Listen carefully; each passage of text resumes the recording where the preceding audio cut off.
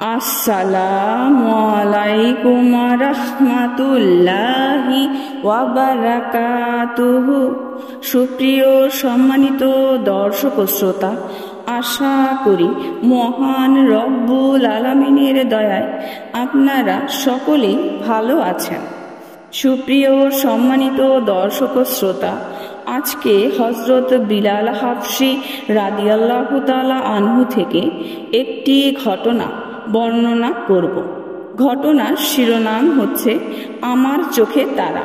সুপ্রিয় সম্মানিত দর্শক ও শ্রোতা, আপনাদের নিকট অনুরোধ থাকবে ঘটনাটি শেষ পর্যন্ত শোনার। আবু সালামা ইবনে আব্দুর রহমান বর্ণনা করেন, একদা কায়েস ইবনে মুতাতিয়া এক হালকায় এলো।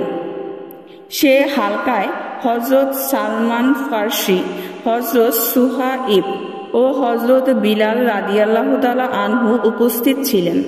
তাদের দেখে কায়েস বলল, ওরা হলো আউস ও খাজরাজের লোক, আরবি ও সম্মানী ব্যক্তিবর্গ। তারা তার সাহায্যার্থে এগিয়ে আসাটা বোধগম্য, কিন্তু এই অনারবি, অসহায়, নিঃস্ব ও মর্যাদাহীন ব্যক্তিদের আবার কি হলো যে তারাও সাহায্যের জন্য এগিয়ে এসেছে? এদের সাহায্যে কি লাভ?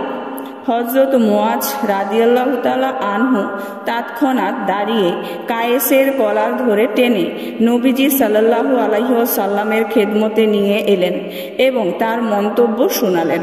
এতে নবীজি অত্যন্ত ক্ষুব্ধ হয়ে তাড়াহুড়ার দরুন পরিধেয় চাদরটি অগোছালো রেখেই মসজিদে গমন করলেন।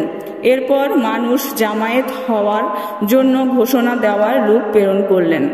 মানুষজন আসার পর নবীজি সাল্লাল্লাহু আলাইহি ওয়াসাল্লাম আল্লাহর প্রশংসা আদায় করলেন এবং বললেন, হে লোক সকল, নিঃসন্দেহে প্রভু আল্লাহ এক, আমাদের পিতাও আদম এক, ধর্ম ইসলাম এক।